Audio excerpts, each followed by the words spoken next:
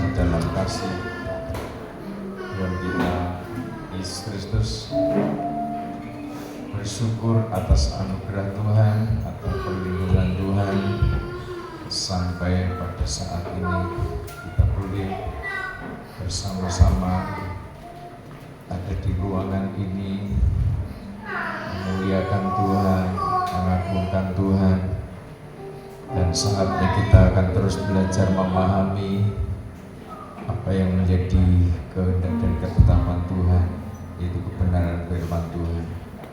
Saudara terkasih dalam Tuhan, hari demi hari terus berjalan dalam dinamika kehidupan yang tentunya firman Tuhan sudah berulang kali, dan seberapa kita dengar, seberapa kita baca, yang kadangkala kebenaran firman Tuhan itu masih juga disangsikan, masih juga diragukan oleh banyak orang. Tetapi bersyukur oleh kemurahan Tuhan kita terus belajar membangun iman kita, membangun kasih kita, untuk kita tetap percaya bahwa firman Tuhan itu iya dan amin. Firman Tuhan pasti tergenapi dengan sempurna.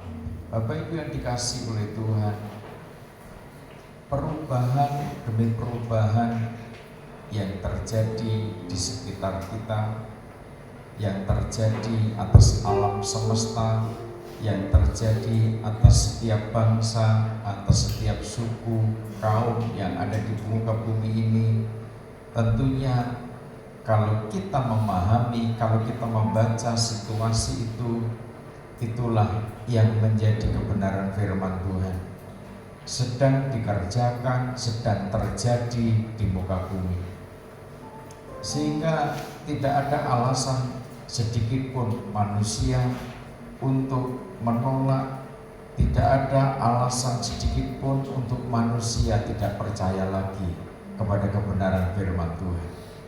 Saudara terkasih dalam Tuhan, apapun upaya manusia untuk membangun sebuah peradaban baru, apapun upaya manusia untuk membangun satu tatanan yang mungkin direncanakan, diprediksi itu lebih baik, lebih enak, lebih memudahkan, dan kesemuanya itu mau atau tidak mau, suka atau tidak suka, setiap peradaban demi peradaban, setiap perubahan demi perubahan akan sangat berdampak kepada manusia itu sendiri. Sebab itu betapa pentingnya kita kembali kepada kebenaran firman Tuhan, menyikapi hal yang sedemikian, perubahan demi perubahan di bidang ekonomi, di bidang sosial, di bidang budaya, di bidang teknologi, di bidang pendidikan, yang kesemuanya itu punya arah untuk kebaikan manusia, menata manusia lebih baik, menata manusia lebih nyaman, lebih terperhatikan, dan semuanya itu untuk bagaimana manusia baik hidupnya, pendidikannya baik, budayanya baik, etikanya baik. Nanti peradaban yang baik itu diarahkan, ditujukan supaya keluarga-keluarga manusia pada akhir zaman itu juga lebih baik. Tetapi apakah seperti itu yang terjadi? Nah, setahap demi setahap kita akan pahami kebenaran firman Tuhan. Toh kenyataannya rancangan program manusia yang kesemuanya untuk kebaikan itu tidak serta-merta menjadi kebaikan. Program pemerintah untuk memberi makanan, memberi gizi, nutrisi kepada anak-anak Indonesia itu baik. Support, semua support rata-rata menyambut baik. Pemerintah memperhatikan anak-anak Indonesia, diberi makanan, Tetapi di balik itu ada sesuatu yang tidak baik. Ketamakan manusia justru muncul dari situ. Pejabat-pejabat yang tamak muncul di situ. Ketika haknya anak-anak akhirnya dirampas, dikorupsi.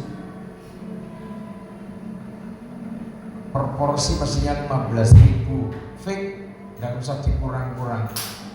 Kenyataannya jadi 6.000, jadi 7.000. Gizi seperti apa? Yang paling pinter memahami tentang gizi, tentang kebutuhan anak, itu ibunya sendiri. Untuk generasi sekarang, ibu-ibu generasi sekarang, keluarga-keluarga muda sekarang, apakah tidak pernah sekolah?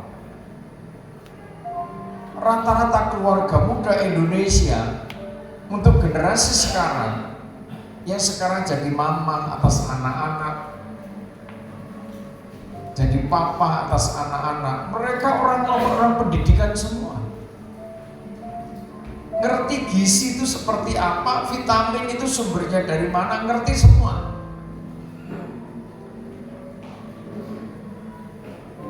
Bukan berarti menolak tenaga ahli gizi. Toh kenyataannya juga ahli gizi juga banyak yang korupsi. Ini banyak ketua-ketua SPPG, ketua-ketua dapur, ketua-ketua supplier, semua banyak di stop. Ada niat baik, oke, diterima. Tetapi di balik niat baik ada kejahatan yang masif dan terstruktur. Kan gitu. Belum yang lain-lain. Program-program pemerintah yang baik, idenya para pakar, semua baik. Belum yang lain-lain. Semua dari ide yang baik dan untuk kebaikan. Dan Indonesia ini negara kaya raya yang luar biasa.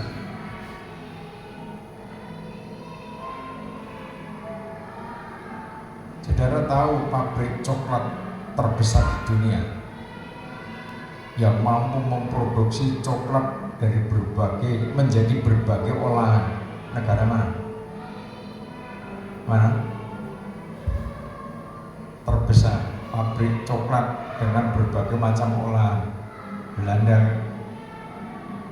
Sementara tanaman coklat tidak bisa tumbuh di sana. Pohon coklat itu tidak bisa ditanam di sana. Cocok ditanam di Indonesia. Sekarang baru tercelik. Kalau begitulah ngapa bahan mentah coklat diekspor ke sana? Apa dan lebih baik dibikin sendiri? Kenapa tidak dulu-dulu? Belum yang lain-lain. Biji tembaga, biji besi, biji emas. Kenapa tidak diolah dulu-dulu di Indonesia sendiri? Dan untuk kemakmuran rakyat Indonesia sendiri. Karena di balik itu ada orang-orang yang tamak. Di balik itu ada kejahatan-kejahatan yang terstruktur. Di balik itu ada orang-orang yang mengkhianati bangsa ini. Tidak suka kalau bangsa ini adil, makmur, gemari, palo jinawi, toto, titi, tentro. Mereka tidak suka. Siapa mereka? Orang-orang Indonesia sendiri yang tamak. Nah, bagaimana menghadapi situasi yang sedemikian? Dan ini kan belum. Ketika Indonesia semua mandiri, bahan baku tidak diekspor lagi, apa tidak menimbulkan gejolak? Pasti. Negara-negara yang dulu mengambil bahan baku ke Indonesia, mereka juga berkonspirasi, membangun konspirasi. membangun persepakatan bagaimana melemahkan Indonesia, bagaimana menggoncang Indonesia. Saudara, ini politiknya setan.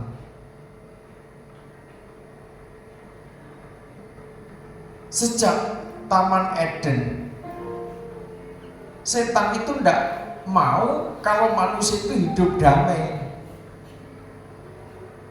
Taman Eden yang sudah damai, Taman Eden yang sudah nyaman, Taman Eden yang penuh kemuliaan Tuhan itu dirusak oleh setan. Nah, menghadapi geopolitik, nanti turunannya kan kepada masyarakat kecil. Menghadapi situasi sulit,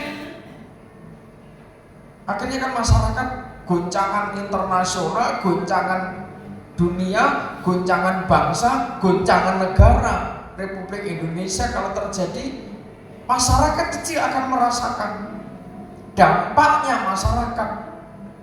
Nah, bagaimana kita sebagai orang-orang percaya ada di negeri ini, sementara kita yakin firman Tuhan sudah menubuatkan tentang bangsa ini, tentang kegerakan besar pada akhir zaman, tentang penuaian besar jiwa-jiwa pada akhir zaman, tentang pertobatan yang dahsyat terjadi atas jiwa-jiwa, atas bangsa kita Indonesia.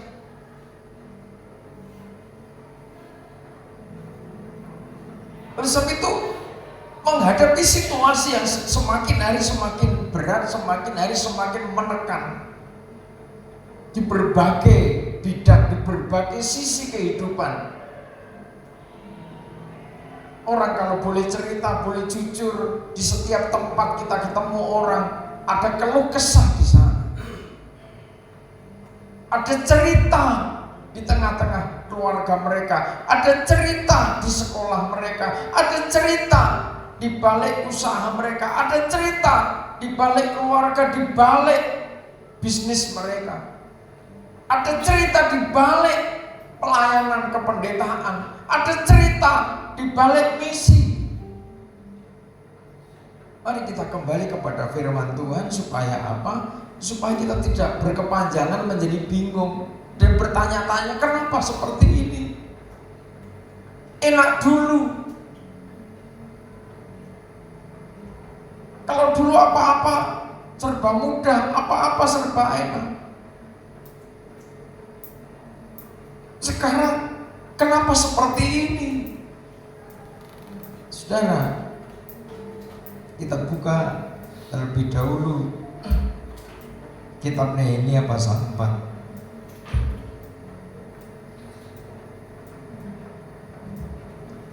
Nehemia pasal 4.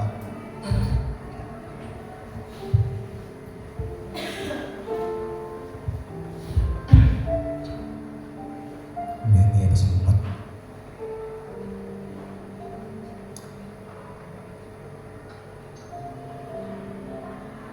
Langsung dibaca ayat yang ke-18. Nehemia pasal 4 ayat 18. Setiap orang yang membangun pekerja dengan perikatkan pedang pada pinggangnya, dan di sampingku berdiri peniup sangkakala.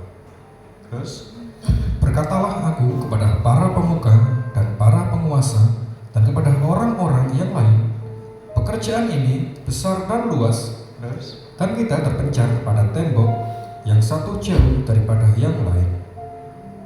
Ayat 20, dan kalau kamu mendengar bunyi sangkakala di suatu tempat, berkumpullah ke sana mendapatkan kami. Allah kita akan berperang bagi kita. amin. Ini pesan teologis yang perlu dipahami setiap pribadi umat pilihan Tuhan. Allah kita akan berperang ganti kita.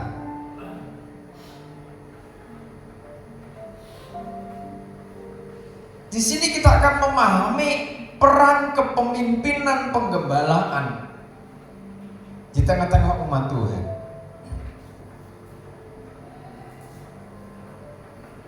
Sebab suatu saat, ini sejak perjanjian lama, maka dalam perjanjian lama dikatakan di sana ada gembala-gembala palsu, ada gembala-gembala yang murni. Itu sejak perjanjian lama sudah sedemikian sejarah mencatat bahwa otoritas kepemimpinan penggembalaan di tengah-tengah umat, di tengah-tengah bangsa pilihan Tuhan, itu adalah kehendak Tuhan.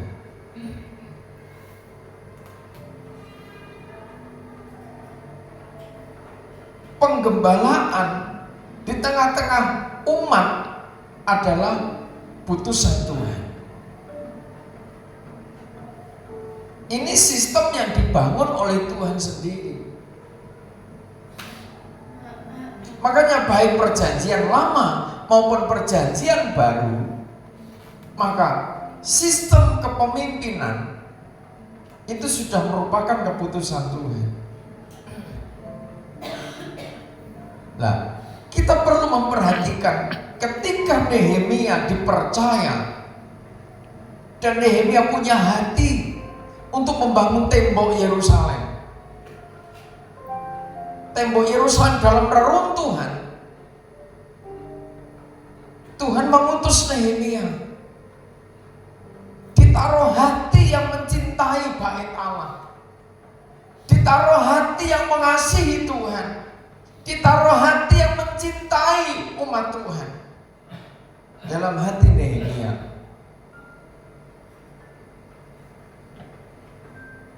Nehemia menjalani itu semua sesuai dengan petunjuknya Tuhan. Apa yang menjadi petunjuknya Tuhan dia jalani setahap demi setahap, sekalipun tanpa dasar. Tetapi di dalam hatinya Nehemia ditaruh roh yang mengasihi umat Tuhan yang dalam penderitaan, dalam kondisi terdesak, dalam kondisi tidak baik-baik saja, dalam kondisi penderitaan, baik ekonomi, baik politik, baik spiritual, umat Tuhan waktu itu dalam kondisi yang tidak baik. Di dalam hatinya Nehemia ditaruh hati yang mengasihi umat Allah. Di dalam hatinya Nehemia ditaruh hati yang mengasihi bait Allah, hati yang mengasihi Tuhan.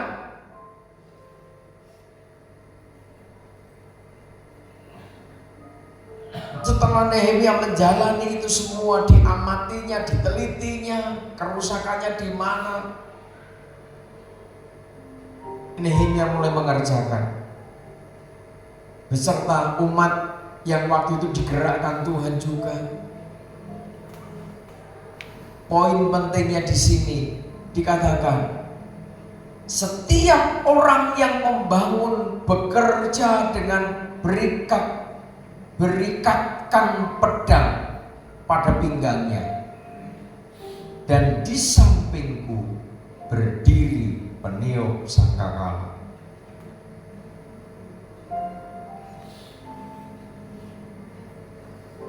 Saudara, ini petunjuk Tuhan.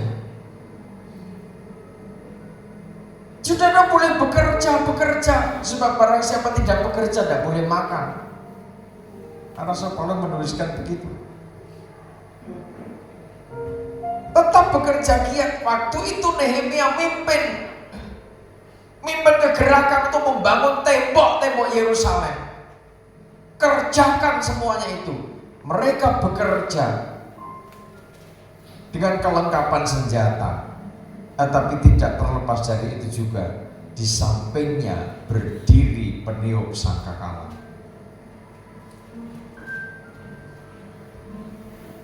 Dan kalau bicara sangkakala, ini nanti sampai akhir zaman, sampai menjelang kedatangan Tuhan, peran sangkakala ini juga dominan. Jadi tidak sembarang sangkakala. Bukan sangkakala yang ketika saudara suatu saat mungkin ada kesempatan ke Yerusalem, Di sana ada souvenir sofa dari tanduk binatang itu dijual. Harganya bervariasi macam-macam. Dan 100 juta, ada yang 10 juta, ada yang 1 juta, ada yang 500.000, sesuai kualitasnya. Saudara, kita harus memahami bahwa sangkakala ini simbol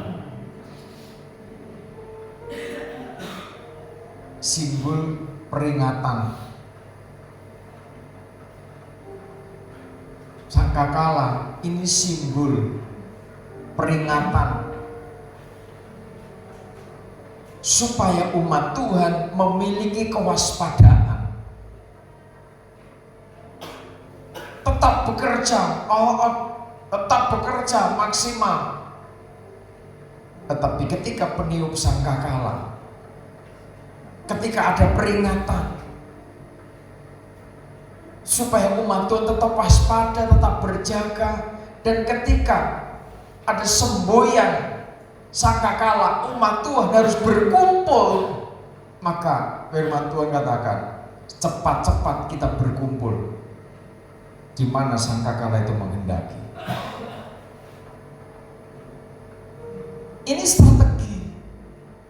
Tuhan ngasih jalan keluar, ngasih petunjuk. Sebab apa?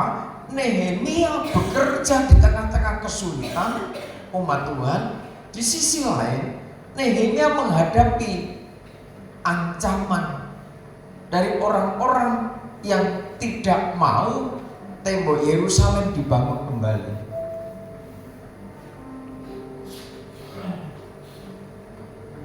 Nehemia menghadapi orang-orang yang tidak senang dengan apa yang dikerjakan. Saudara, di bumi ini apapun yang saudara kerjakan, apapun yang saudara rencanakan, kita harus betul-betul menjadi pribadi yang bijaksana. Supaya apa? Apa yang saudara rencanakan, apa yang saudara programkan, sekiranya mungkin itu betul-betul digumuli dulu, didoakan dulu, dan jangan terlalu diekspos secara masif.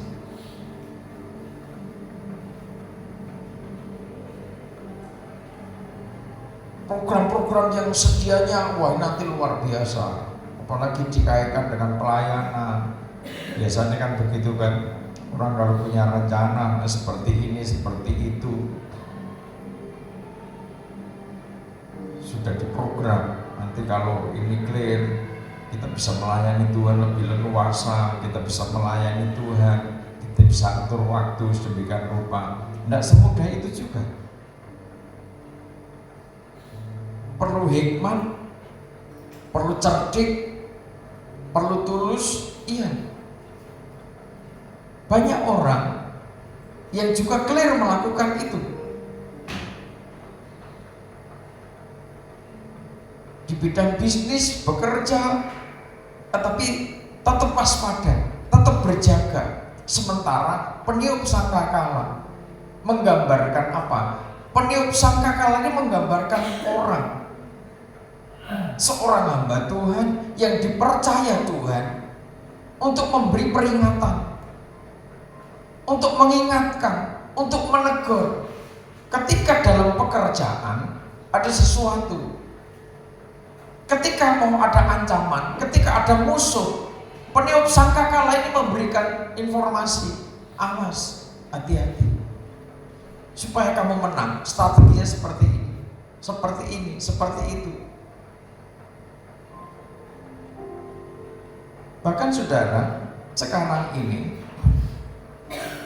banyak negara-negara, warga dari suatu negara melihat situasi global yang semakin tidak menentu. Mereka bukan orang-orang biasa, tapi mereka ada orang yang berduit, bahkan rumahnya, asetnya yang di kota itu dijual. Ada yang sudah begitu. Ini terjadi di negara-negara. aset yang di kota dijual.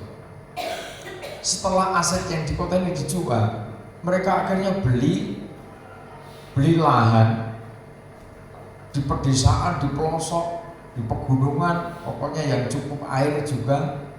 Akhirnya mereka bikin base camp. Mereka orang-orang pinter. Tidak ada listrik, gampang. Mereka beli solar cell untuk kebutuhan listrik, penerangan, dan mungkin apa. Sementara gadget tidak terlalu penting, katanya begitu kan bagi mereka. Masih ada yang pakai, tetapi tidak terlalu penting. Tidak harus semua anggota keluarga pegang gadget.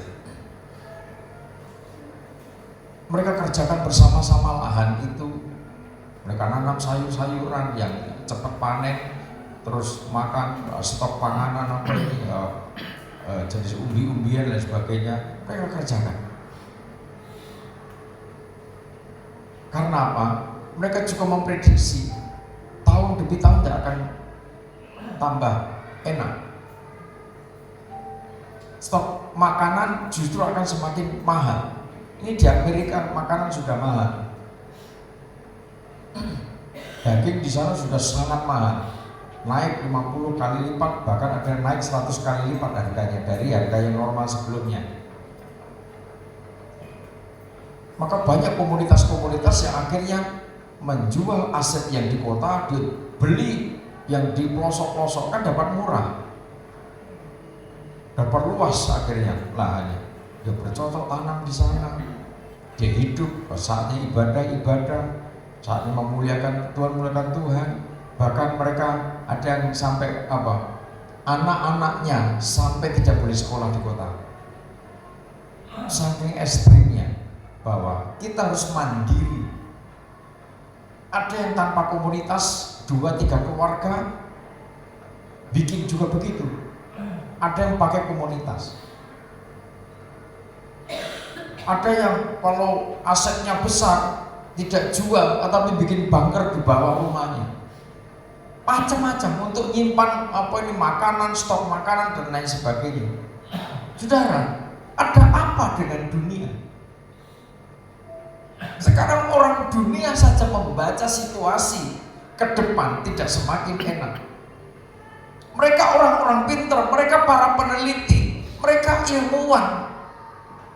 Ada yang kalau Indonesia itu dulu ada insinyur pertanian. Nah, sekarang kan tidak ada titel insinyur, tidak ada. Zaman dulu masih ada titel insinyur pertanian, teknik dan lain sebagainya, teknik sipil dan lain sebagainya, isu peternakan. Mereka orang-orang pintar. Mereka membaca situasi.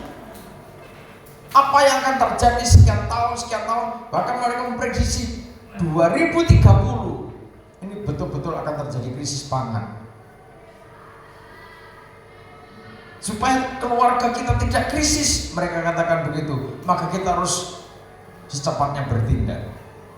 2-3 tahun ke depan, stok pangan kita sudah cukup untuk anak dan keluarga kita. Mereka orang-orang yang berduit, tetapi ketakutan juga ketika situasi tidak aman, ketika situasi tidak jelas. Saudara terkasih dalam Tuhan, saudara yang punya berita, saudara yang punya kitab tentang apa yang akan terjadi pada akhir zaman, semua tertulis. Tanpa saudara cari referensi ke kitab lain, cukup kitab saudara, kitab yang tua.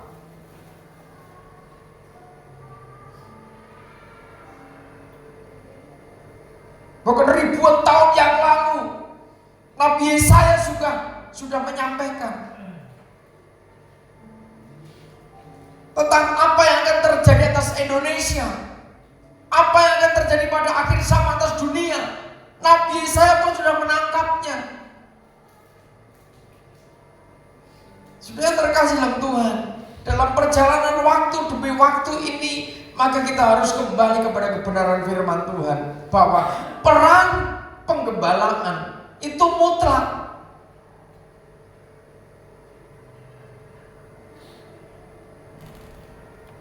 Bangsa Israel keluar dari Mesir, dari perbudakan.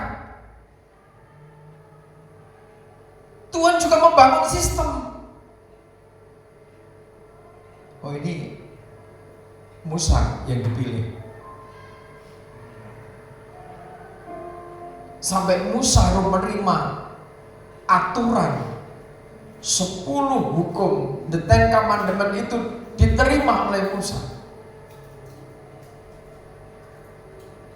Seiring bunyi sangkakala berbunyi, maka Tuhan berbicara kepada Musa. Apa yang dilakukan Musa? Musa naik ke Gunung Sinai.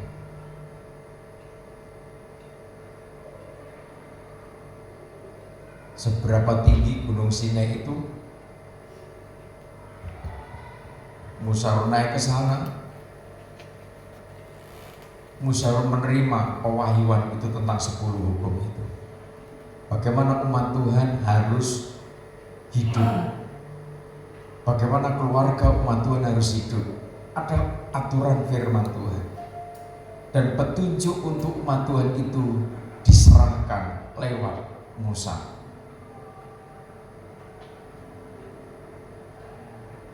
Sebab itu kita harus memahami bahwa peran kepemimpinan penggembalaan pada akhir zaman ini justru dominan,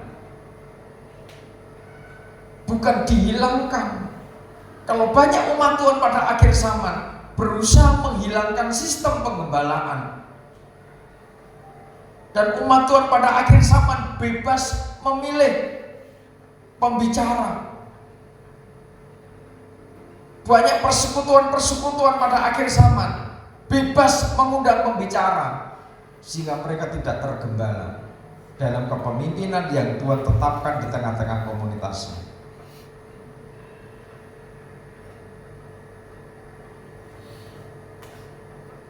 Batin manusia tertutup oleh ilah-ilah zaman,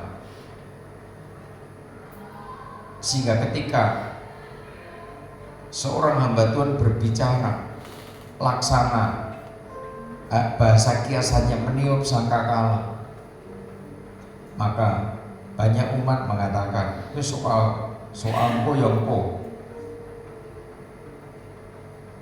saiki, artinya sekarang mau menikmati apapun, soal dunia akhir, soal dibalik kematian itu wis durus engko. Ya wis gak iso ngurus.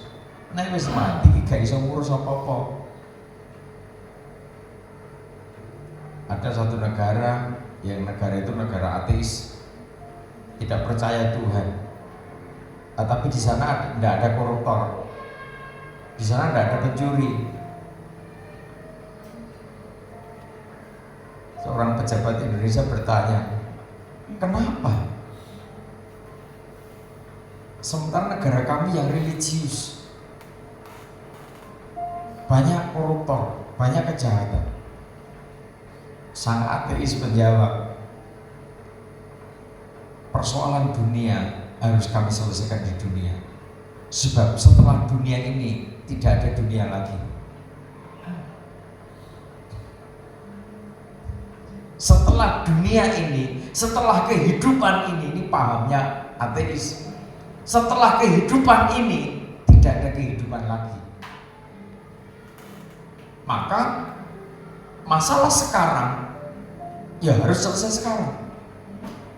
Artinya kalau you menilai seperti ini baik, ya kerjakan yang baik.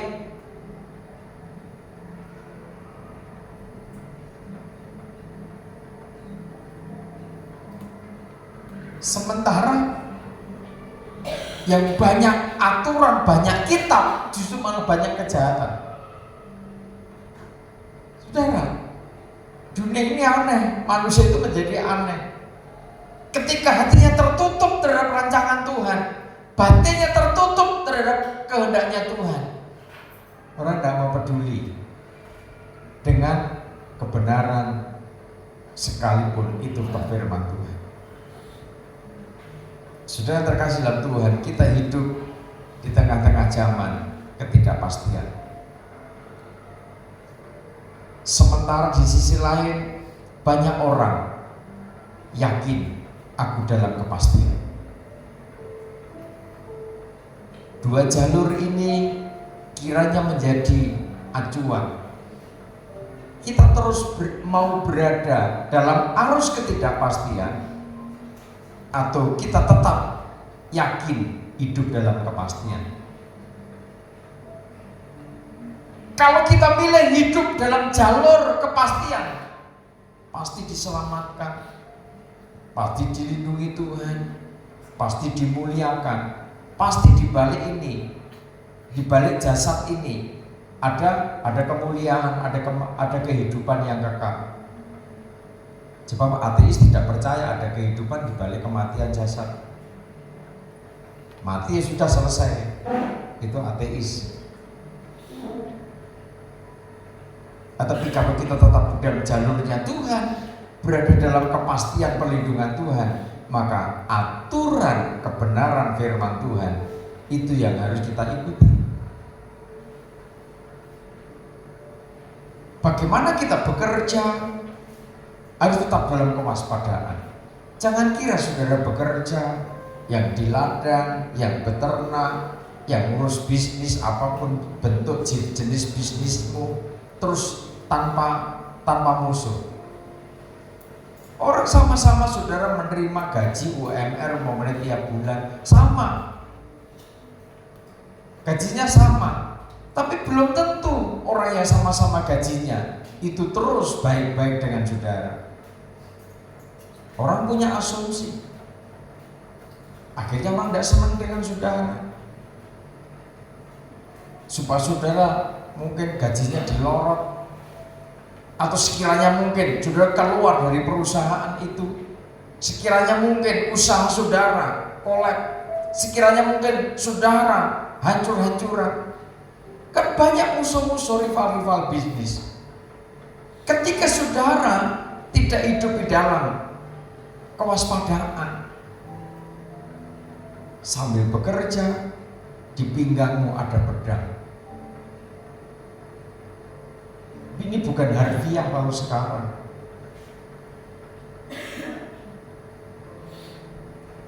Tetapi ini menunjuk pada situasi hati, situasi pikiran yang terus berjaga. Biarlah kebenaran firman Tuhan itu menjaga kita menjadi pribadi yang patuh, menjadi pribadi yang teguh hati, menjadi pribadi yang setia. Berjaga demikian, patuh, setia, teguh hati, menjadi pribadi yang terus ini yang dicari oleh Tuhan untuk bertumbuh di tengah-tengah kesulitan, di tengah-tengah ancaman maut, di tengah-tengah gejolak, di tengah-tengah ketidakpastian. Umat Tuhan saatnya dipanggil berkumpul. Umat Tuhan saatnya menerima simbol, tanda. Kapan menyerang? Kapan berhenti? Kapan kita berteriak, bersorak-sorai? Sangkakala berbunyi dengan tujuan, dengan maksud ini adalah wujud perhatian Tuhan atas umat.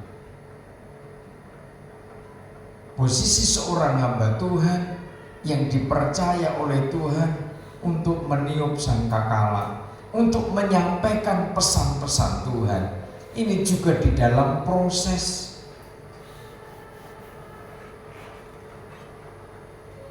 Ketika kita berbicara peran kepemimpinan gembala, penggembalaan pada akhir zaman, maka kedua belah pihak, hamba Tuhan yang dipilih ditempatkan untuk menggembalakan umat, ini juga mengalami proses, menjalani proses.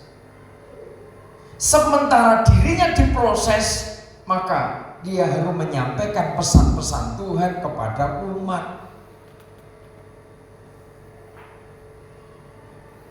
Sementara umat Tuhan menolak pesan Tuhan, Ini perasaan yang tidak enak diterima oleh penyampai pesan itu. Sebab yang dihujat itu adalah penyampai pesan, bukan isi pesannya. Alasannya kan begitu.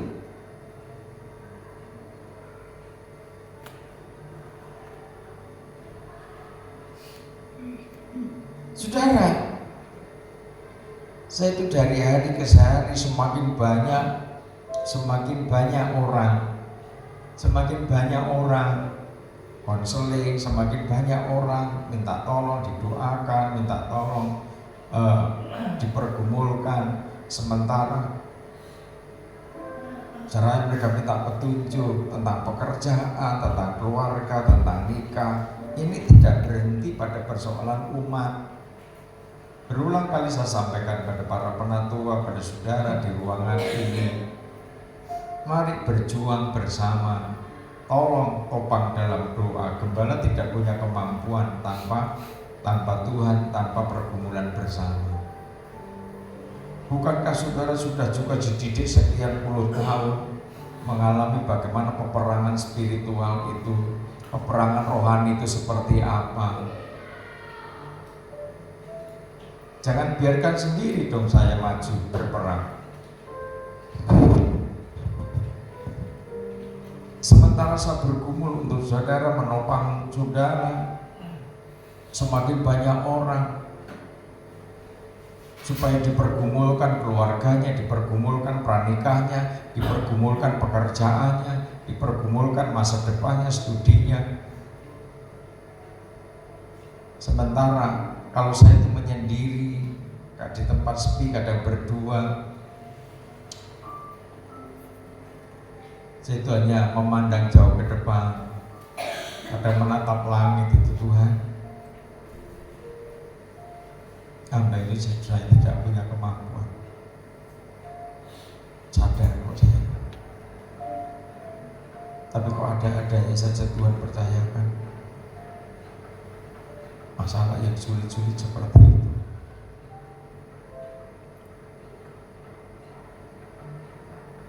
Banyak hamba-hamba Tuhan perlu ditopang, banyak para pendeta perlu ditopang, keluarganya.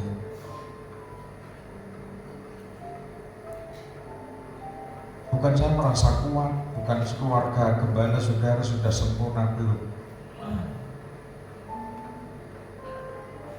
Tapi ini beban kenyataannya ketika Tuhan kirimkan hamba-hamba Tuhan yang harus kita pikul, hamba-hamba Tuhan.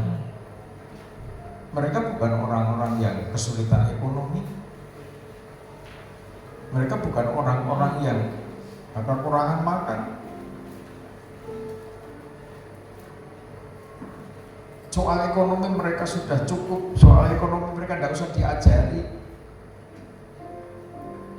Tetapi saya katakan berulang kali, ada saatnya materimu, ada saatnya uangmu, ada saatnya hartamu tidak bisa mengatasi batinmu. Kekuatan uang, kekuatan mamon sangat terbatas.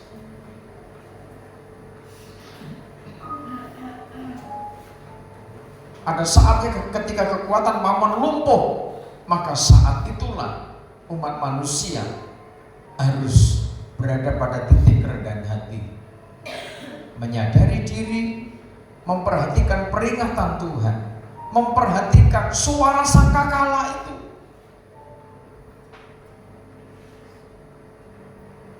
Mau tidak mau, sekalipun levelnya pendeta, saya katakan, ya bertobat. Ya bertobat, saya katakan.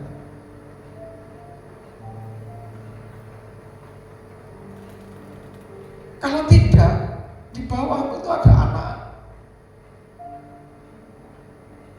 di bawahmu ada jemaat yang tidak sedikit.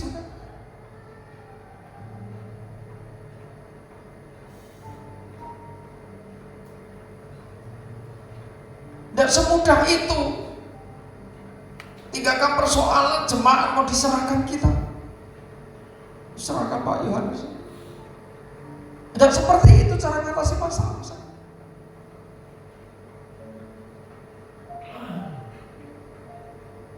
Saya gembala saudara tidak tergila-gila dengan wah mumpung kesempatan ini buat cepet kebo ini gedung. Enggak, aku tidak punya pikiran seperti itu. Mari kita support, kita doakan supaya mereka-mereka ini tegak kembali dalam tahbisannya, dia bangkit kembali dalam posisinya sebagai gembala-gembala umat Tuhan, laksana bintang-bintang yang digenggam tangan Tuhan, kuat mereka tegak untuk bisa melayani Tuhan di tengah-tengah umat Tuhan.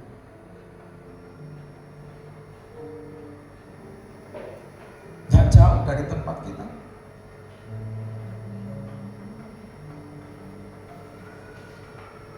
Sebab itu pentingnya kita memperhatikan kuasa Tuhan.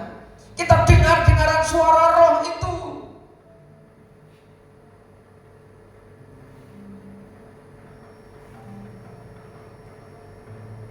Sebab ada saatnya materi itu semua tidak berdaya di hadapan. Ada saatnya materi itu betul-betul tidak berdaya di hadapan kita. Jika manusia berkata, Pak Yuk, apa yang aku dapat selama ini ternyata tidak ada artinya.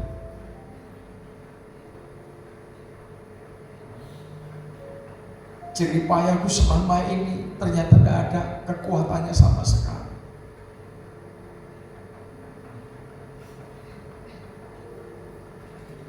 Saya katakan di atas semuanya itu Tuhan yang punya otoritas.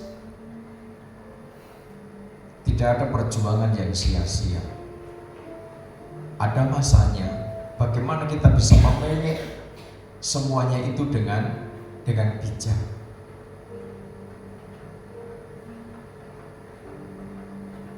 Dipercaya harta, manfaatkan, atur dengan bijaksana.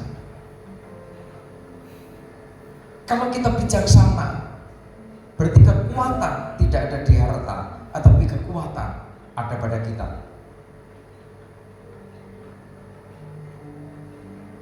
Kuasa Tuhan ada pada kita, bukan kuasa Tuhan ditaruh di mamon.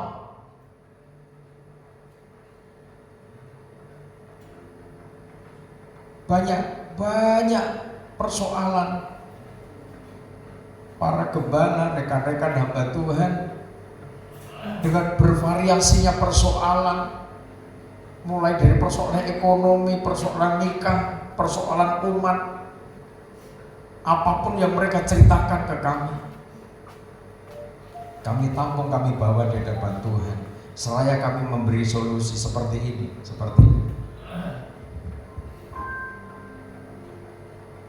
Tidak usah terbuai, tidak usah menjadi minder, tidak usah menjadi keloro-loro, baper mendengar yang lain kok sepertinya mudah-mudah saja. Tidak begitu.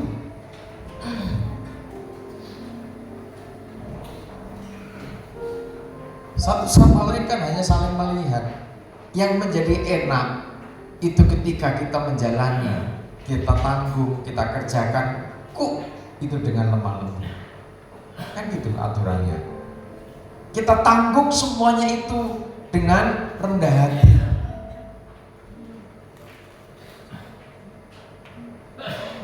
Tuhan katakan, yang kupasang itu enak dan bebanku pun ringan.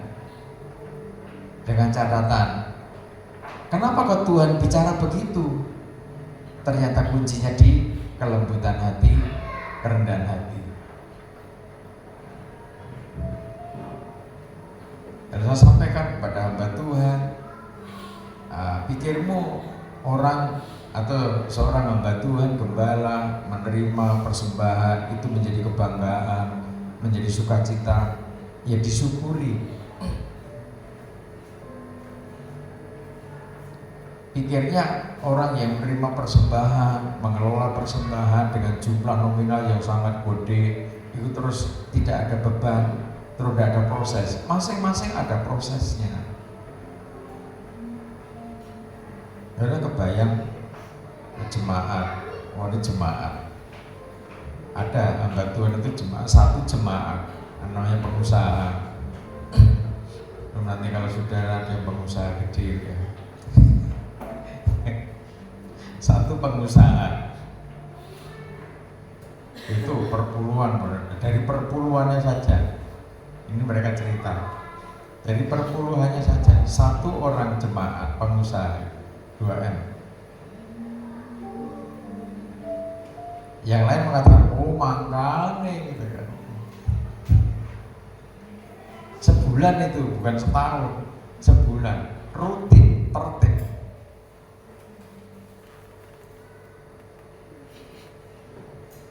Ada begitu? Loh ini ada. Nah karena jemaat itu dari nol itu. Sejak perintis sampai akhirnya omsetnya, keuntungannya miliaran itu memang terkenal tertib. Sangat menghargai pengembalaan. Apapun kondisi pengembalaan, sampai akhirnya dari loro lokone, dari susah dukanya, ya terus naik. Saya diceritani begitu, ya saya kembalikan pikirmu ketika hamba Tuhan dipercaya Tuhan sedemikian, terus tanpa beban, terus tanpa proses begitu. Beliau prosesnya juga tidak ringan.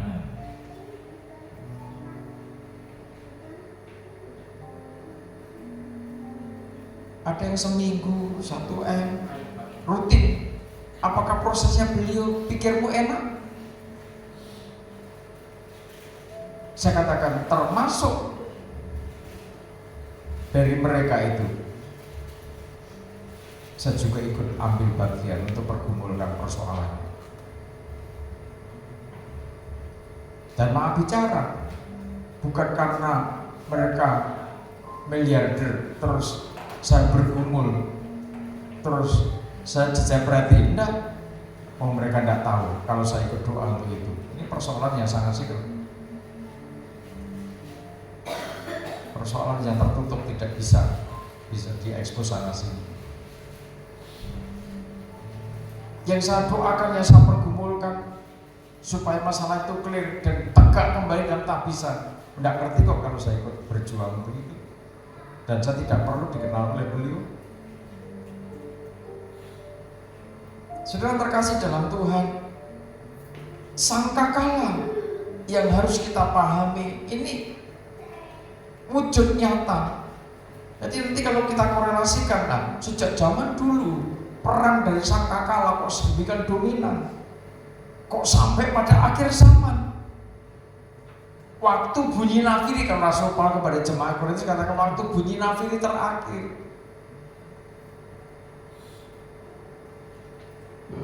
Bunyi sangkakala Allah di dalam Tesalonika pasal 4 dikatakan begitu.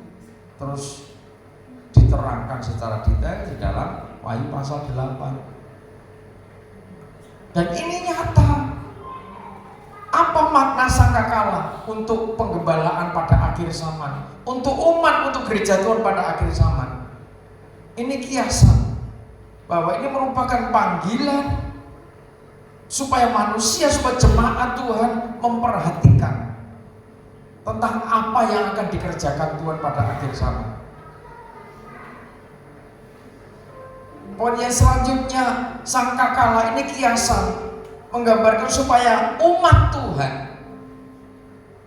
yang dipanggil, umat Tuhan yang dipilihnya oleh karena pengorbanannya, ini menyadari bahwa hidup kita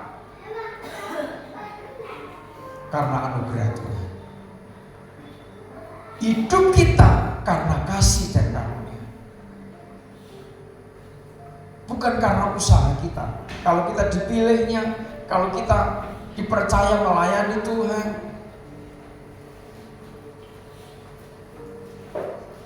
kalau dalam perjanjian lama, kalau pakai pelayanan sistem imamat Lewi, maka kita tidak punya kesempatan.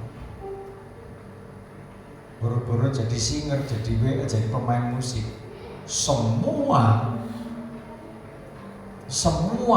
tim pelayanan itu hanya dari suku Lewi.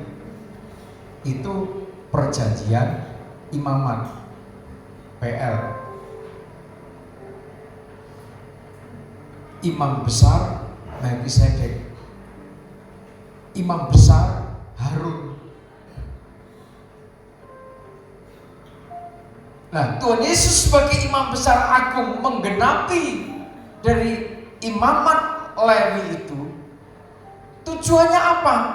Jangan sampai yang melayani, yang terlibat dalam pelayanan Bait Allah, jangan sampai hanya keturunan Harun, jangan hanya suku Lewi. Yang dulunya bukan umat, akhirnya disebut umat. Yang dulunya bukan kekasih Tuhan, menjadi kekasih Tuhan. Yang dulunya tidak berharga, menjadi berharga di hadapan Tuhan. Itulah bangsa kafir. Bangsa yang tidak mendapat kemurahan Tuhan mestinya kan begitu. Tetapi karena dia berkorban di kayu salib, maka kita mendapatkan anugerah, mendapatkan keselamatan dari Tuhan. Terus itu ketika kita sudah mendapatkan anugerah itu, maka kita harus menyadari panggilan itu dan sangkakala pada akhir zaman merupakan kiasan atau perlambang bahwa Allah sedang menjalankan penghakimannya atas orang-orang fasik. Ini keadilan Tuhan. Tuhan sedang menjalankan kekuatan kuasanya atas orang-orang yang menolak anugerahnya. Penghukuman atas orang-orang yang menolak kasihnya. Di sisi lain, sesaat peniupan sangkakala, maka Tuhan mengumpulkan gereja organisme tubuh Kristus untuk mendapat perlindungan. Ini orang-orang yang dimeteraikan dengan meterai Allah yang hidup, orang-orang yang dikhususkan Tuhan mendapat perlindungan khusus. Jadi tidak perlu menjadi cemas, tidak perlu menjadi takut ketika mungkin nanti saatnya pengungsian atau gimana nanti. Tuhan sanggup memelihara, Tuhan sanggup mencukupi kebutuhan pangan di tempat pengungsian nanti seperti apa, harus bagaimana kecukupan pangan. Tidak usah saudara pikirkan terlalu berat. Sebab Tuhan yang membawa saudara, Tuhan yang menempatkan saudara di padang pengungsian itu.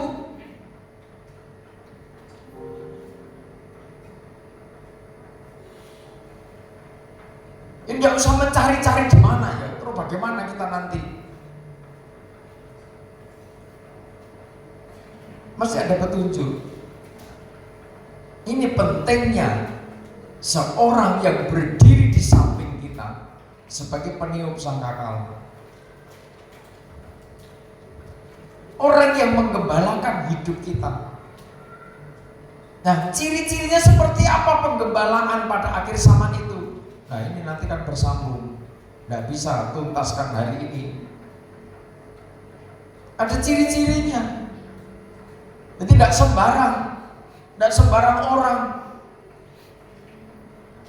tidak sembarang manusia, tidak sembarang pendeta dipercaya Tuhan untuk membawa umat Tuhan dalam satu komunitas yang diselamatkan Tuhan di tengah-tengah penghakiman, di tengah-tengah goncangan, di tengah-tengah hukuman yang dahsyat pada akhir zaman itu. Ada kriterianya. Umat Tuhan juga begitu, yang tergabung dalam organisme tubuh Kristus. Tentunya dari sekarang, bahkan dari yang lalu-lalu sudah terasa.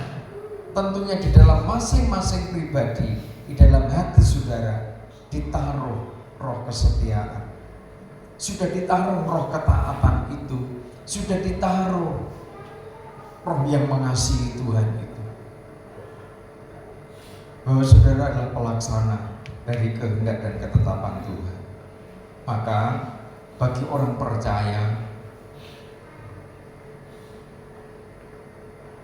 peniupan sangkakala Ini merupakan warning. Dan ini bagian dari tugas saudara untuk menghargai sistem yang ditetapkan Tuhan.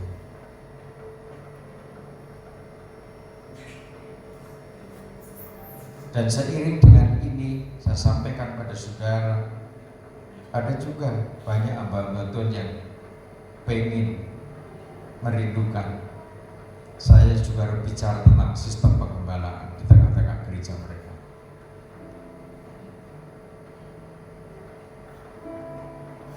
Karena cukup banyak pendeta yang mumet, pusing melihat kondisi jemaat yang digembalakan. Dikatakan sampai saya itu pepes, tidak berdaya Pak Pendeta. Saya bagaimana lagi menghadapi jemaat yang model-model seperti ini. Layaknya saya ini sebagai pendeta sudah tidak berharga betul di tengah-tengah umat. Kira-kira enak orang dulu, urip-urip enak orang.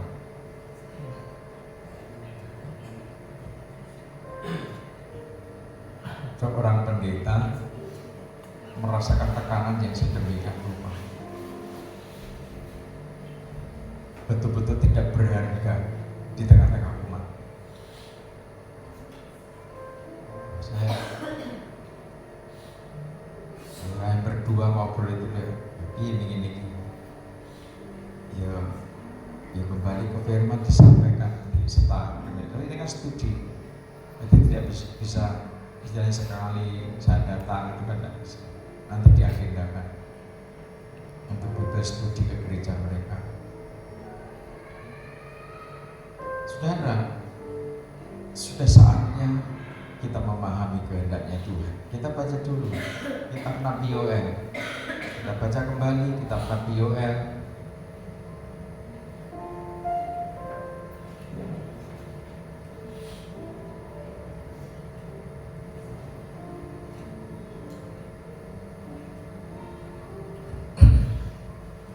Baca kembali kitab Nabi Yoel.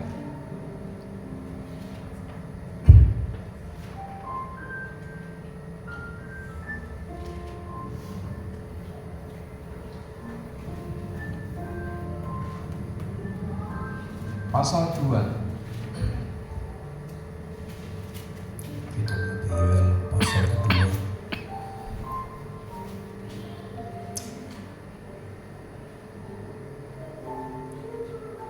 Yoel pasal 2 Ayat yang pertama. Ya, ayat pertama.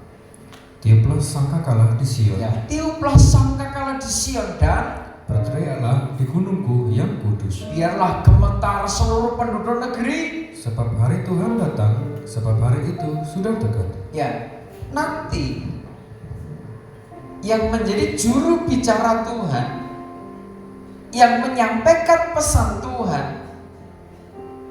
digambarkan seperti bunyi sangkakala. Ini adalah hamba-hamba Tuhan yang dipilih Tuhan, yang ditetapkan Tuhan, yang dididik secara khusus, yang di dalam pikirannya, di dalam hatinya dinetralisir dari segala gangguan. Ini kan tidak mudah kan? Ya, orang hamba Tuhan normal, hidup di tengah-tengah gemerlapnya zaman, fasilitas yang serba mudah, sementara dunia menuntut untuk terus bertumbuh, berinovasi.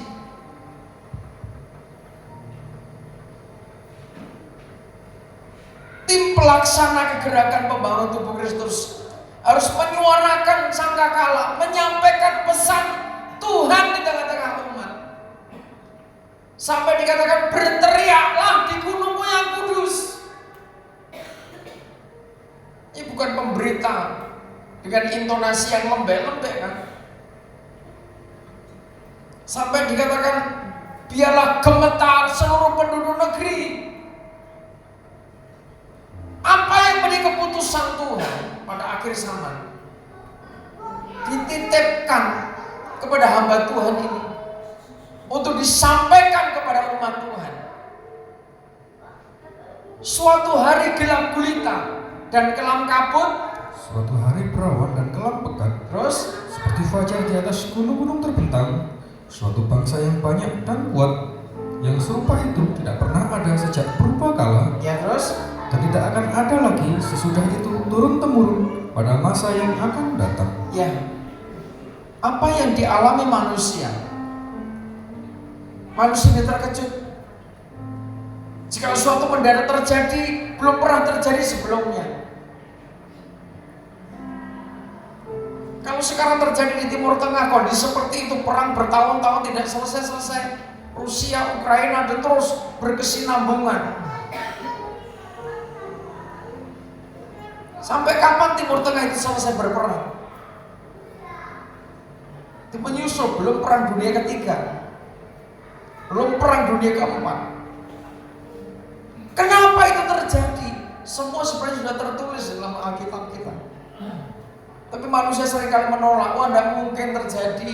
Dunia ini damai-damai saja. Firman Tuhan katakan, sementara orang berkata damai, maka sesuatu yang mendadak terjadi, mencekam. Banyak manusia terkejut, menjadi takut karena peristiwa demi peristiwa yang semestinya tidak terjadi, tetapi terjadi. Kehilangan anak,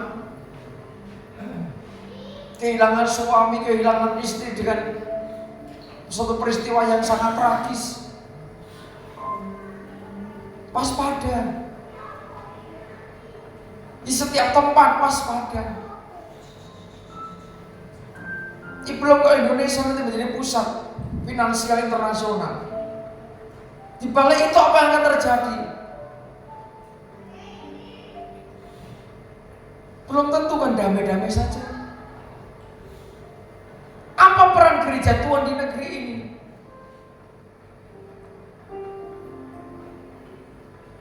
Tuhan mempercayakan keselamatan bangsa ini kepada gereja Tuhan. Nabi Yesaya sudah menubuatkan, setiap orang yang takut dan gentar, biarlah di negeri-negeri timur dimuliakan, diagungkan nama Tuhan itu.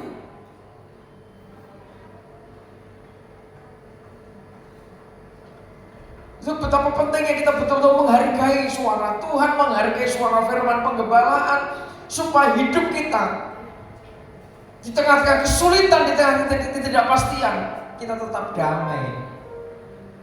Di tengah-tengah krisis sudah tetap diberkati, tetap dipelihara Tuhan, dicukupi oleh Tuhan. Anak-anak bisa sekolah, anak-anak bisa makan, gizinya cukup.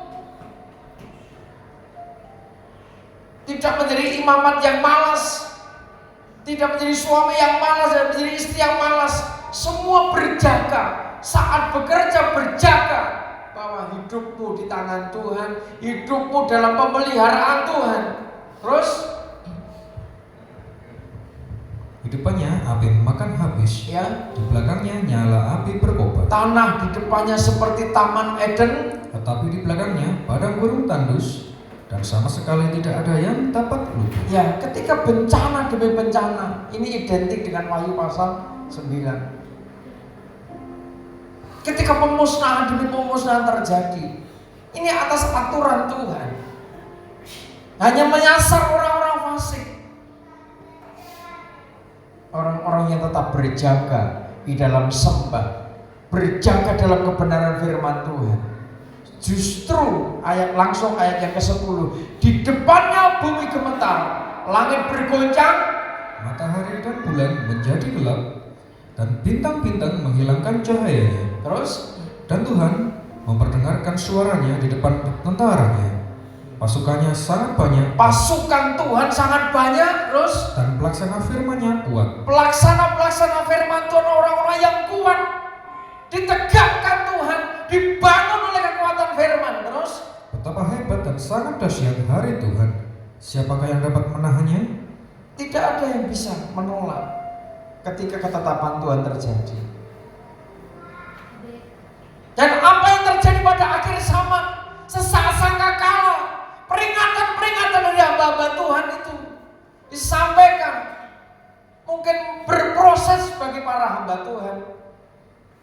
yang menyampaikan kebenaran firman Tuhan, yang tidak kompromi dengan dosa, tidak kompromi dengan mamon, tidak banyak disukai orang karena pemberitaannya yang keras, yang tegas, yang tidak kompromi dengan manusia dan daging. Tapi itu pesan Tuhan. Proses tersendiri bagi hamba-hamba Tuhan yang digambarkan seperti bintang-bintang. Kadang hidupnya juga tidak baik-baik saja. Ya bersekutu dengan salib. Di balik salib ada kekuatan untuk menyampaikan kebenaran firman itu. Tetapi para pelaksana firman-Nya itu semakin kuat, semakin perkasa. Dikatakan ayat 12 dilanjutkan, tetapi sekarang juga Demikianlah firman Tuhan, berbaliklah kepadaku dengan segenap hatimu. Terus dengan berpuasa, ya, dengan menangis dan dengan mengadu. terus Koyakkanlah hatimu dan jangan pakaianmu.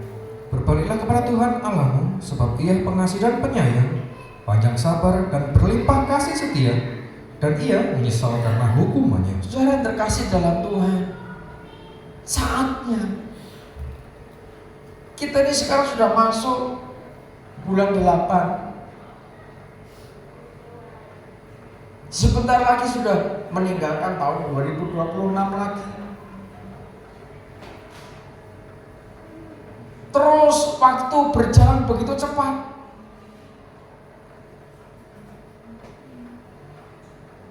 Kalau kita berpikir apa yang kita kerjakan selama 7 bulan,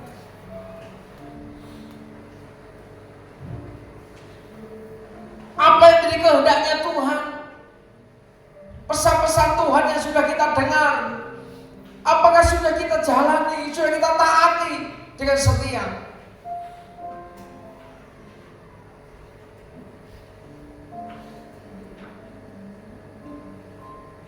Apa justru semakin jauh,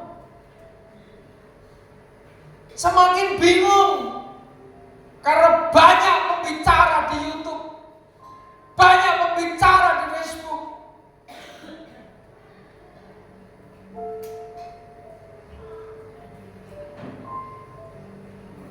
yang memutarbalikkan kebenaran firman Tuhan itu. Dan umat Tuhan yang mestinya sudah tertib,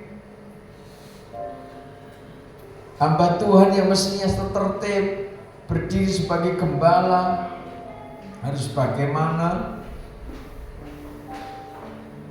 Jemaat dalam penggembalaan, hak penggembalaan apa, kewajiban penggembalaan apa, kewajiban umat bagaimana.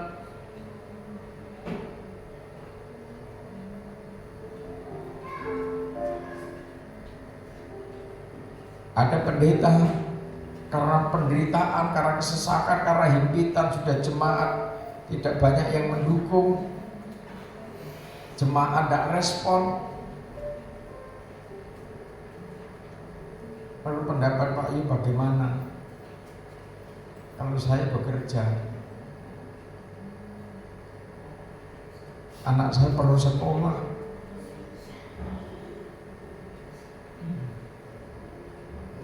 so anaknya pendeta tidak boleh kuliah, sementara jemaat sampai kuliah S1, S2.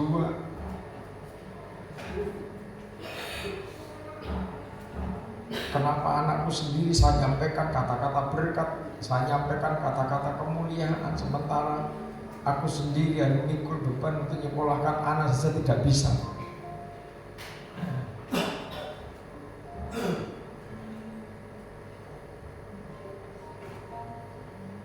Saudara, situasi di lapangan, saya seringkali menghadapi situasi yang sulit seperti ini. Kalau saya hanya mengatakan, ya sudah tidak apa-apa Pak, pokoknya apa yang kerja saya ditinggal penggembalaan, begitu kan, karena kamu juga tanggung jawab untuk anak. Menurut saudara bagaimana? Persoalan yang terjadi atas gembalanya apa? Ekonomi kan?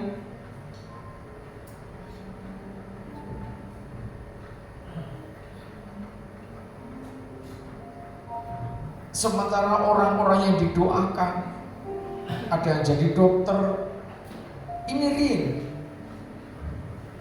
Ada yang jadi bidan,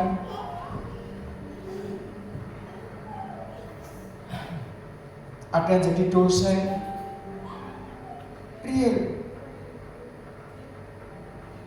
Kok sampai gembalanya nyekolahkan anak aja nggak mampu? Pak bicara, apakah yang dokter itu tidak persembahan? Kewajibannya jemaat yang tergembala. Sudah jadi dokter, andai kata dia persepuluhan rutin begitu, apa tidak cukup untuk nyekolahkan anakmu?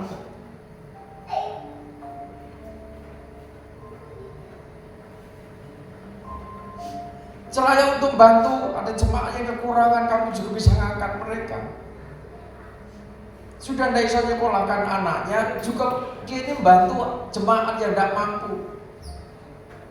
Malah nyekolahkan anak jemaat yang tidak mampu. Anaknya sendiri dikesampingkan. Saya ketika nemuin masalah seperti ini, kadang maaf protes sama Tuhan.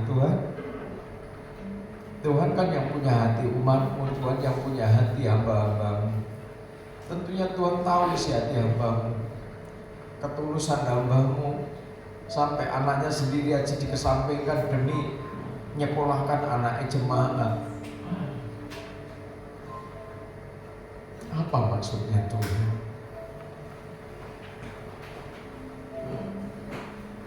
Kalau ada yang berani bicara apakah Tuhan tidak adil? Oh, sangat adil.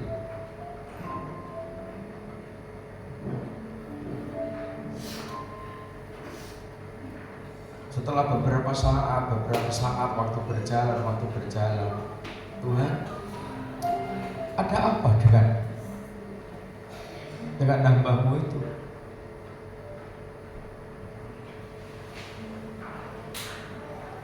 Tuhan ngasih jawaban simpel, hambaku, aku sedang menguji mereka. Aku sedang memurnikan hambaku itu.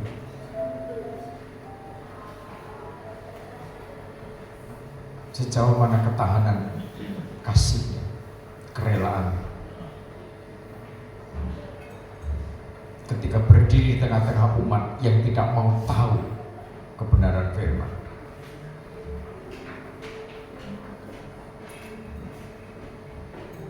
Pesan itu saya sampaikan pada yang bersangkutan. Ketika itu saya sampaikan, puji Tuhan, orangnya tidak bertanya sampai kapan Pak Yono begini. Dia hanya katakan terima kasih. Saya sudah ditopang, kami sudah ditopang. Saudara, dalam hal seperti ini saya pun terbangun. Saya pribadi terbangun. Dan saya kan juga punya istilahnya apa? Ada prosesnya. Semua betul itu ada prosesnya. Ada prosesnya, ada salibnya masing-masing. Orang mungkin melihat kami, wah damai, enak, semua lancar, ya lancar. Amin, puji Tuhan, semua lancar.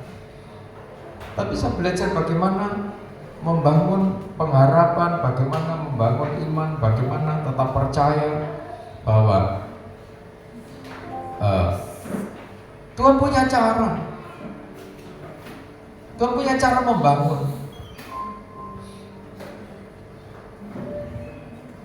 Membangun umat, membangun pengembalaan, membangun kepemimpinan, supaya masing-masing kuat. Sebab ketika zona nyaman, materi itu menjadi zona nyaman, maka manusia sebenarnya sudah jatuh dalam pemberanaan.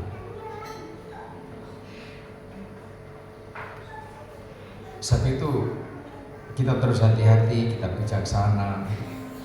Sebab itu berbalik, bangun kembali, sesuatu yang hilang. Ini pesannya Tuhan juga kepada jemaat Efesus. Apa yang hilang daripada saudara, coba dibangun kembali dengan berpuasa, menangis, dengan mengadu, mengkoyakkan batin. Berarti bukan persoalan puasa ndak makan ndak minum. Saudara sudah gampang puasa apalagi kalau hanya tidak makan dari sore jam 6 sampai besok lagi sore jam 6 baru buka, baru makan minum. Kan terlalu mudah kan? Saudara sampai 5 hari, sampai 7 hari ndak makan ndak minum aja pernah kok. Tetapi di sini puasa di sini, bagaimana batin kita, bagaimana pikiran kita, ini yang harus dipuasakan. Sebab sumbernya dari situ.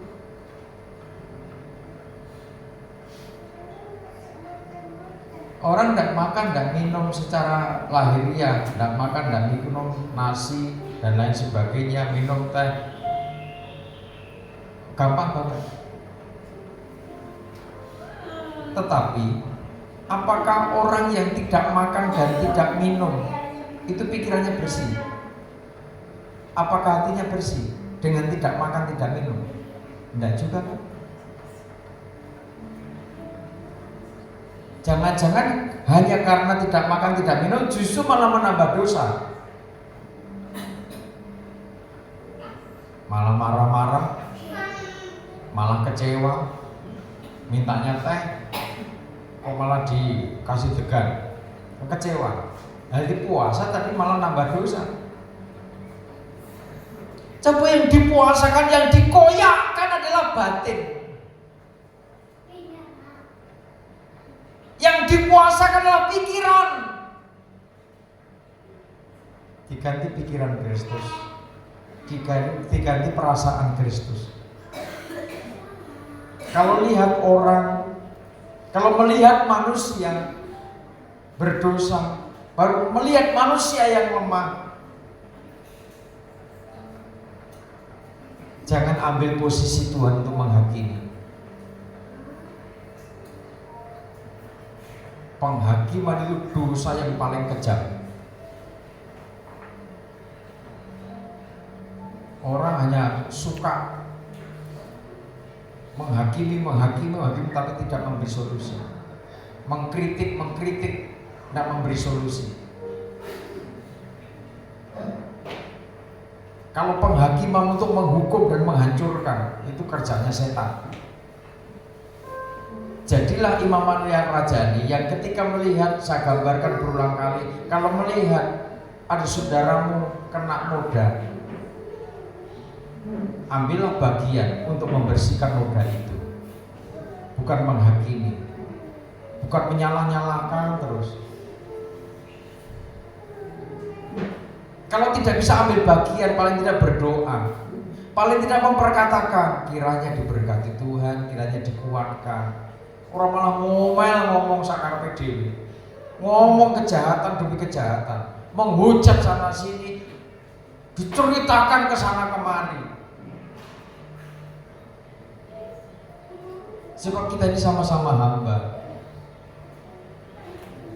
kita ini sama-sama budak yang sudah dibebaskan dari perbudakan dosa. Kalau ada orang diperbudak dosa, jangan dihakimi. Didoakan, dinasehati, dikasih saran, koyakkan hatimu, ganti dengan perasaan kasih, ganti dengan perasaan empati, ganti dengan perasaan demi perasaan ilahi, supaya membangun banyak orang.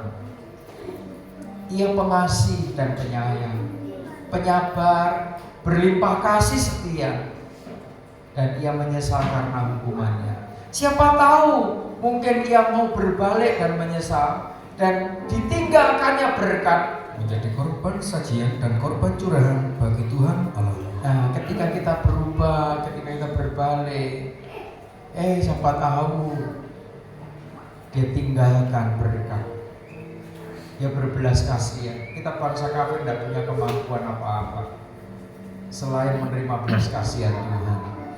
Tiuplah sangkakala di Sion, Adakanlah puasa yang kudus. ya adakanlah puasa yang kudus, Maklumkanlah perkumpulan raya. ya maklumkanlah perkumpulan raya, Kumpulkanlah bangsa ini. ya Kuduskanlah jemaah. terus Himpunkanlah orang-orang yang tua. ya Kumpulkanlah anak-anak, bahkan anak-anak yang menyusu. Baiklah pengantin laki-laki keluar dari kamarnya. bahkan kalau ada nanti pas lagi manten, sekali pemanten baru tidak boleh alasan mau bulan madu, harus ikut pergumulan, ikut perkumpulan raya. Ini masih bulan 8, rencanakan, adakan fellowship, praise and worship.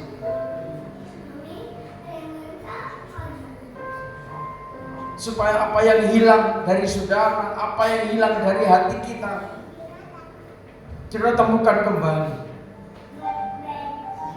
Sudah dipercaya oleh Tuhan untuk gerakan besar pada akhir zaman. Seraya kau sudah melihat banyak rekan-rekanmu tumbang dari gelanggang perlombaan, sekiranya mungkin didoakan supaya mereka dibangkitkan kembali. Bukan yang sudah di alam barzah, yang masih ada di bumi ini, yang masih hidup. Kalau yang sudah meninggal dan dipanggil Tuhan, itu sudah kewenangannya Tuhan, jangan diusir. Supaya mereka tidak terjerumus, terjerembab terlalu jauh dalam penderitaan.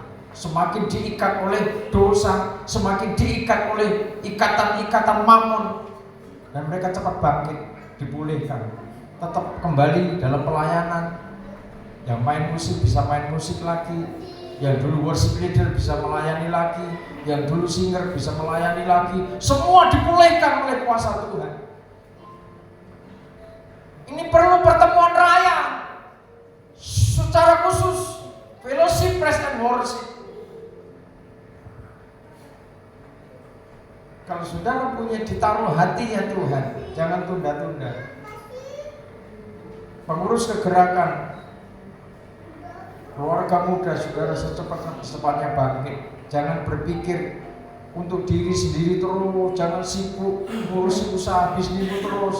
Saatnya sudah itu berrekonsiliasi satu sama lain, sinergi. Ada saatnya ada pertemuan-pertemuan yang dikhususkan untuk evaluasi atau meminta saran kepada yang lain. Usahaku ngene, apa iki? Sepinter-pinternya saudara ngelola usaha di bidang saudara, masih ada kekurangannya. Oleh sebab itu, berjuang untuk kemuliaan Tuhan. Tuhan itu di pihak saudara, tidak usah takut terus. Dan pengantin perempuan dari kamar tidurnya. Ya. Ayat 17. Baiklah para imam, pelayan-pelayan Tuhan, menangis di antara balai depan dan mesbah. Ya, baiklah para imam, pelayan-pelayan Tuhan, menangis di atas balai depan mesbah. Terus, Dan berkata, sayangilah ya Tuhan umatmu, dan janganlah biarkan milikmu sendiri menjadi celah, ya terus, sehingga bangsa-bangsa menyindir kepada mereka. Mengapa orang berkata di antara bangsa, di mana Allah mereka? ya supaya tidak menjadi celah. Saatnya masing-masing bangkit, saatnya masing-masing tegak. Sayangilah ya Tuhan umat. Mungkin selama ini sudah kehilangan ini, atau mungkin selama ini sudah tidak tahu harus ngomong apa di hadapan Tuhan. Para penatua, jangan-jangan sudah tidak pernah menyampaikan, Tuhan sayangilah umatmu, Tuhan sayangilah keluarga ini, dan saling mendoakan satu sama lain. Masing-masing berdoa untuk dirinya sendiri, masing-masing berdoa untuk bisnisnya sendiri, tidak pernah mendoakan satu sama lain. Saatnya tegak, saatnya bangkit, menjadi milik kesayangannya Tuhan. Saatnya bangkit menjadi berkat bagi banyak jiwa-jiwa. Peniupan sangkakala merupakan suara Tuhan, pesan Tuhan yang harus kita terima. Karena Tuhan mengerjakan kita, Tuhan sedang berkarya di tengah-tengah kita. Tuhan Yesus memberkati.